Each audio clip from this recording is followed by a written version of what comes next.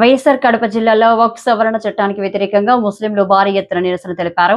కడప గౌస్ నగర్ నుంచి 7 రోడ్ల కూడలి వరకు ముస్లిం జేఏసీ ఆధ్వర్యంలో లాంగ్ మార్చ్ చేపట్టారు. ఈ నిరసన ర్యాలీకి వైసీపీ పూర్తి మద్దతు ప్రకటించగా ముస్లింల తరపున ర్యాలీలో పాల్గొనేందుకు వచ్చిన టీడీపీ నేత అమీర్ బాబును జేఏసీ నాయకులు నిలువరించే ప్రయత్నం చేశారు. వక్ఫ్ సవరణ చట్టానికి టీడీపీ మద్దతు ప్రకటించిన నేపథ్యంలో పార్టీ సభ్యత్వానికి రాజీనామా చేసి ర్యాలీలో పాల్గొనాలని సూచించింది. దీంతో చేసేదేమీ లేక అమీర్ బాబు అక్కడి నుంచి నిష్క్రమించాల్సి వచ్చింది.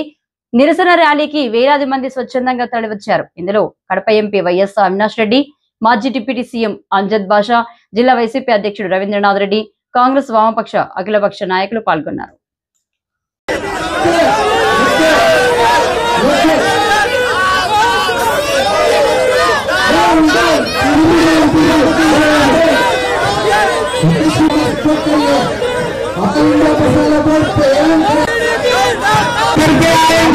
शामिल कर लेंगे बैनर के पीछे आ जाओ, बैनर के पीछे आकर चल गए बैनर के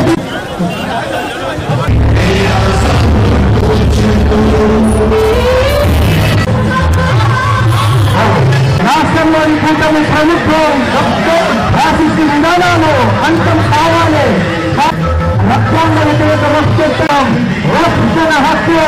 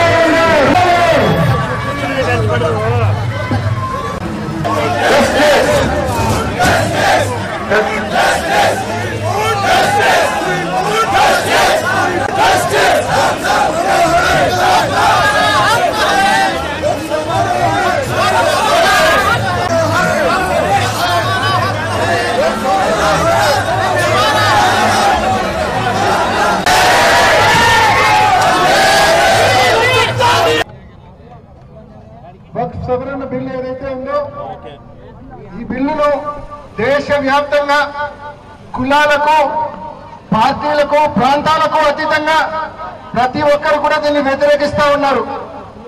కారణం ఇవాళ ఒకరికి నష్టం జరిగినప్పుడు, ఒకరికి అన్యాయం జరిగినప్పుడు మరొకరు స్పందించకపోతే రేపటి రోజున వాళ్లకు అన్యాయం జరిగే పరిస్థితి ఉంటుంది.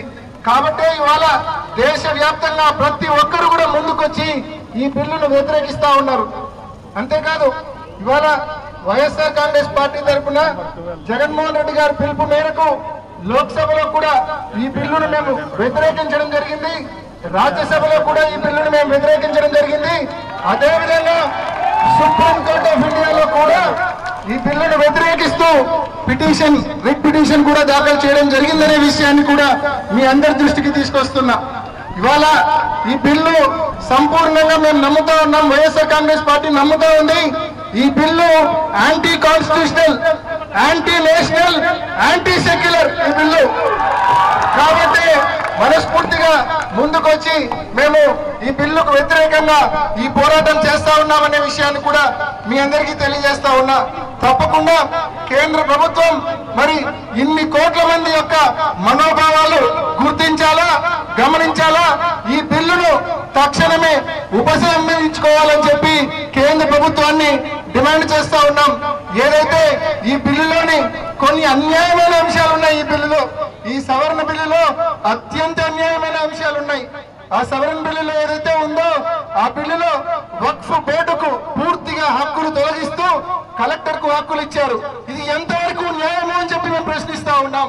అదేవిధంగా వక్ఫ్ బోర్డు యొక్క ఆ కౌన్సిల్ యొక్క కమిటీ యొక్క సంఖ్యను తగ్గించి ఆ తగ్గించిన కమిటీ సంఖ్యలో కూడా 2 ముస్లిమేతరులను మళ్ళీ దాంట్లో పెట్టాలని చెప్పి ఒక నిబంధన ఈ బిల్లులో తీసుకొచ్చారు. ఎంతవరకు ఇటువంటి అంశాలు ఎంతవరకు న్యాయం అని చెప్పి మేము కేంద్ర ప్రభుత్వాన్ని ప్రశ్నిస్తా ఉన్నాం. దట్ ఈస్ వై ఈ బిల్లు హైలీ యాంటీ కాన్స్టిట్యూషనల్. ఇవాళ మన కాన్స్టిట్యూషన్ లో మన భారతదేశము కాన్స్టిట్యూషన్ ఆఫ్ ఇండియాకు రాజ్యాంగానికి బౌండ్ అయి ఉంది మన భారతదేశం ఈ కాన్స్టిట్యూషన్ ఆఫ్ ఇండియాకు. మరి అటువంటి కాన్స్టిట్యూషన్ ఆఫ్ ఇండియాలో అటువంటి రాజ్యాంగంలో ఆర్టికల్ 14 కావచ్చు, ఆర్టికల్ 26 కావచ్చు, ఆర్టికల్ 32 కావచ్చు, ఈ బిల్లుకు పూర్తిగా మరి అవి వ్యతిరేకం. ఈ బిల్లులో ఏవైతే అంశాలు ఉన్నాయో ఆ అంశాలు ఈ 3 ఆర్టికల్స్ కూడా పూర్తిగా వ్యతిరేకం. రైట్ ఫర్ ఈక్వాలిటీ కావచ్చు, ఫ్రీడమ్ ఫర్ రిలీజియస్ స్పీచ్ కావచ్చు, ఇటువంటి వాటికి పూర్తిగా మరి ఇటువంటి అంశాలకి బిల్లు పూర్తిగా వ్యతిరేకమైన విషయాన్ని కూడా, ఫండమెంటల్ రైట్స్ కూడా ఈ బిల్లు పూర్తిగా వ్యతిరేకమైన విషయాన్ని కూడా మీ అందరికీ తెలియజేస్తూ, తప్పకుండా ఈ పోరాటంలో ఇన్ని అడుగులు ముందుకేసాం, ఇంకా మరిన్ని అడుగులు కూడా ముందుకు వేసి పోరాటంలో తప్పకుండా ఈ వక్ఫ్ సవరణ బిల్లు ఏదైతే ఉందో ఈ బిల్లును కేంద్ర ప్రభుత్వం ఉపసంహరించుకునే వరకు తప్పకుండా అండగా ఉంటాం మీకు అని చెప్పి మీ అందరికీ పేరున తెలియజేస్తూ, జగన్మోహన్ రెడ్డి గారు మీ అందరికీ తెలుసు, గతంలో కూడా ఎన్ఆర్సీకి సంబంధించిన అంశం వచ్చినప్పుడు జగన్మోహన్ రెడ్డి గారు భారతదేశంలో ఒకే ఒక ముఖ్యమంత్రి మరి అసెంబ్లీలో తీర్మానం చేసి మరి కేంద్ర ప్రభుత్వానికి పంపారు.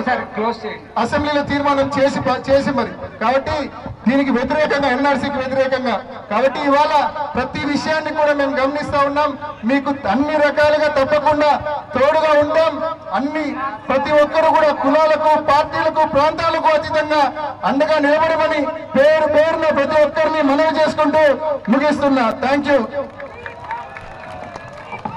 अब इसके बाद की हुकूमत, जो मोदी की हुकूमत, जो काला कानून, जो वक्फ अमेंडमेंट एक्ट लेके आई है, इसके मुखालिफत में आज सारा हिंदुस्तान में सिर्फ मुसलमान ही नहीं, सेकुलर जहनियत बनाने वाले सब लोग आज इसकी मुखालिफत करते हैं. इसलिए मैं तमाम लोगों से आजिज़ाना गुजारिश करता हूं